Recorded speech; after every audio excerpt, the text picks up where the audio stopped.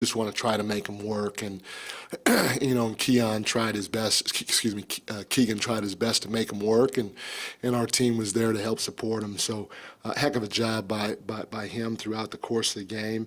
And then the last unit that came on the floor, they were big time. You're up 19, 20, whatever we're up, and our guys came out and they tried to execute the right way, not only offensively but defensively too. They were flying around. They kept our identity by trying to play physical, and they kept sharing the ball. So heck of a job by the young group that came on the floor the last 3 or so minutes of the game. Mike, you guys look like a different team when the three ball's going down. How good was it to see both Keegan and Trey sort of find the rhythm tonight and have some balls go in? It was great. Again, I truly believe we have a lot of good shooters on this team. When we're open, we got to keep taking them. But also, James, when we touch that paint and you feel two, even if the second one doesn't commit to you, if you feel a second defender, somebody's open. So you got to play off of 2 feet and you got to spray the basketball.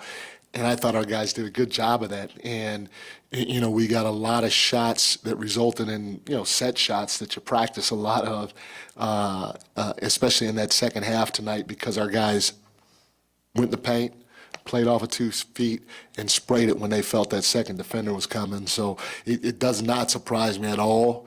Like I said before the game, that we knocked down shots. I don't want to change anything. I don't want to panic because we got great shooters, and it's just up to our guys to knock them down, but also for the delivery to be on time and on target in the right way. Coach Brown, go back to the rebounding. Yes, they did have 14 offensive rebounds in the first half, Phoenix that is. But in the second half, what was addressed, because the Suns only managed to get 12 rebounds in the second half. Yeah, well, we talked about just putting a body on somebody, and especially when they shot threes. In the first half, they shot a lot of threes, Tony, and when that ball went up from the three-point line, everybody turned and walked towards the basket, and the ball would hit the rim and bounce over our heads, and they were crashing. Josh Okogie had 5 offensive rebounds in the first half alone because we didn't take care of the long shots. Anytime you shoot a long shot, it's going to probably be a long rebound. So if somebody shoots a long shot, instead of turning and going to the glass, I got to turn and go find the body and go to the body, because when it hits the rim, it's going to bounce long, and now I'm there to get it. And we didn't do a good job of that, especially in the first half. Our guys did a better job of it in the second half, and that's what limited them to the offensive rebounds of only getting 5 in the second half. Hey, Mike. I know Fox has grown significantly as a volume three-point shooter. Tonight, it seemed like he was on a mission to get to the paint, to get to the rim. He looked like his old self, fairly from a couple of years ago, with how quick he was. Was that just like a matchup thing and him recognizing the way Phoenix was playing him and taking advantage of that, or is this what you expect or need or want from Fox on a nightly basis? No, this is what we need from Fox. He's the fastest guy in the league. He's the best guard finisher in the league. But our spacing has to be right, and our spacing was pretty good tonight, Matty. I mean, when it's there for him, he'll get downhill, and it's up to us to make sure that happens, and then it's up to him to make sure he stays aggressive, getting into that paint where he is deadly. Mike, have you gotten to check in with DeMar since he exited the game? I have not, no. Do you know, did it just flare up? Do you know, his back tightness, did it just kind of pop up? I don't. What do you? Yeah. I haven't even spoken to anybody. I was just trying to figure out who was going to start for him and how we were going to rotate bodies. Yeah. I guess to that point, too, for me, but just to how difficult was that, having to make that last second, and what did you think of that lineup going out? It was okay. I think we started off a little slow, and then we inserted Trey, and I thought Trey gave us a nice little lift. Again, when you miss a guy like Malik, when you miss a guy like DeMar, it's going to have to be by committee, and tonight it was by committee. J-Mac had a whale of a game for us. He came off the bench, and he was big for us. And so we're going to have to get different production from different guys on a nightly basis until we're whole again. And then obviously Herter kind of filled the stat sheet for you, doing it on both ends. Just Yeah. what did you see out of him tonight? No, you're exactly right. He used his length, his toughness, his IQ on both ends of the floor. I mean, he was very, very quick with the basketball, making decisions. He was there ready to help at the right times defensively. I think he had 5 or 6 deflections. I don't know how many. He could have easily gotten, defensive player of the game.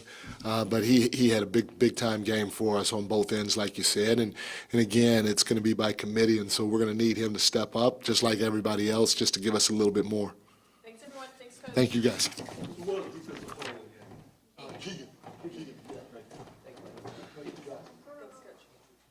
to go ahead and open the locker room. We've got Fox and Keegan coming up to the podium, but if you want anyone else, it's best you go to the locker room.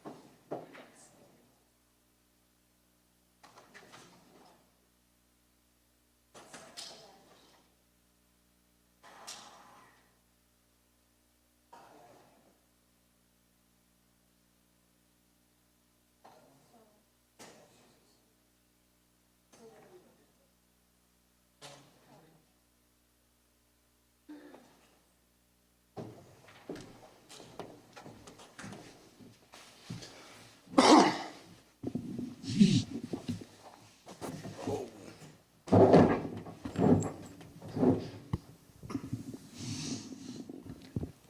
Hey, Fox. Obviously, we know you're fully capable of shooting the 3 ball at a high clip. I think entering today's game, you were averaging a little over 6 attempts per game, and then just 2 tonight.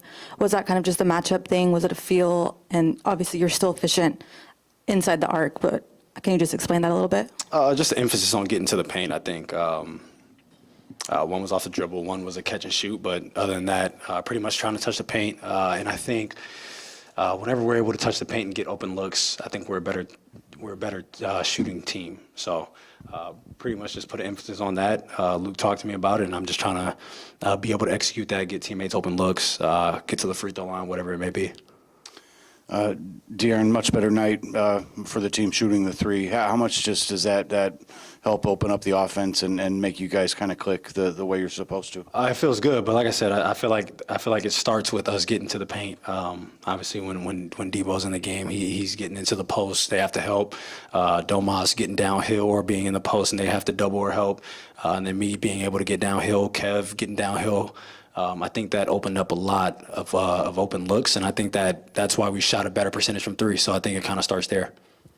DeAaron, this is another win against a really good team. This twice in 4 days you guys beat the Suns. Just where do you guys feel like the Western Conference is with all of these teams bunched up right around each other? I mean, obviously they had some guys out, so you kind of look at them like, we have to win this game.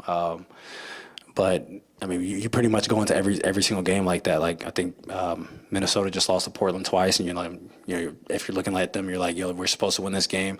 And then at the end of the season, you look back, and those kind of are the games that hurt you in a series. If you want a certain matchup, or if you're not trying to be in the play-in, whatever it may be, those types of things hurt you. So whenever you have games that you're theoretically supposed to win, you try to come out there. Obviously, you want to be able to control what you can control, but you want to be able to walk out, with your head held high, and say that you won the game. But obviously, the ball doesn't always roll that way. But you want to be able to win as many of those games as possible. Hey, Fox, quick first one. I don't know if you saw. Did you see Davion Mitchell wearing your shoe? Yeah. Funny enough, so and this was even before I got the shoe, I told Davion he needs to switch shoes anyways, start wearing Curry brand, and mainly it was because of like the bottoms. And I'm like, whenever he was playing in like Kobe's and GTs, he was sliding. I'm like, Davion, you play hard and you stop too hard. I'm like, just put the shoes on. I said, just try it. And he never tried it while he was here. And then he played in them once, one of the first games in the year. And then he texted me and he's like, yo, send me everything that you're not wearing.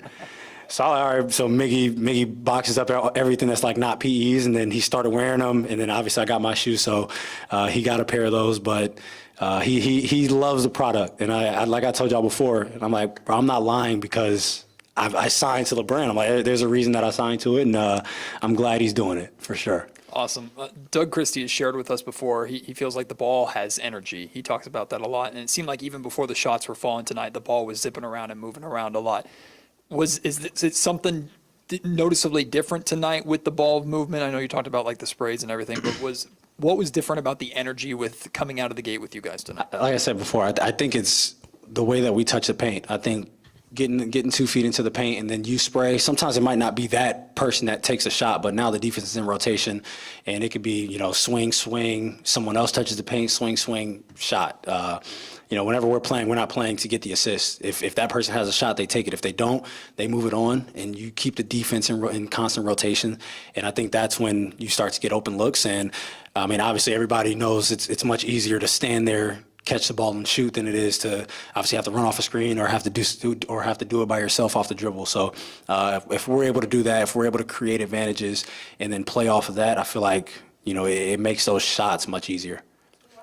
DeAaron, Jordan McLaughlin and Trey Lyles, they combined for 24 points tonight. How major was that, you know, for them to come off the bench and give you guys that type of production? I think it was big, and obviously with J-Mac, like not having Malik out there obviously hurts us. And like I said before, we can't expect one person to make up for what he does. And I think that they were both better. They were both very constant and steady tonight, especially on the defensive end. And whenever we were able to get stops, we were able to get out in transition.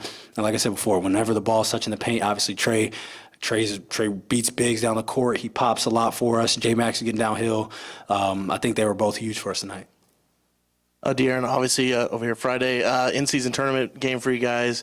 What was your experience with that last year, and then any excitement for that this year? Is the atmosphere feel any different for you guys on the court, or is it just another Friday night game? I mean, I think it's dope just being able to see the court and like see different courts. Like watching them on TV. I'm judging people's courts, so that's pretty cool. But I think the big difference is whenever you're playing a team, and you know it could be a blowout, you know it could be a close game, you might be up, but you're playing to the final whistle, and I feel like that's kind of the biggest part that kind of happens. I think even when we were playing in Minnesota last year, I think we were up like 11 or 12 or something like that, and they scored at the end of the game, and it's like 4 seconds left, and we go down and get a layup because you're playing for those point differentials. So it's definitely, I think it's cool. I think I don't have a problem with it at all. Yep. Whose was blue? Who played yesterday? Sixers. I like that one. I actually like Golden State's the gray. Like gray on gray, that's fire. Dang, who else played yesterday? I'm trying to think who else I watched. Orlando played someone. I don't like that. You like the blue but not the green? Crazy. Green's my favorite color, but I didn't like that. I didn't like that one. Milwaukee, Utah. Utah, yeah, they played Phoenix last night. I don't even remember Utah's, to be honest. But the blue one was definitely the best. That was okay. Who was that? Philly. Yeah, that was fire. That was fire for sure. And Golden State was fire. Actually, I'll say Golden State was first. That was the best one.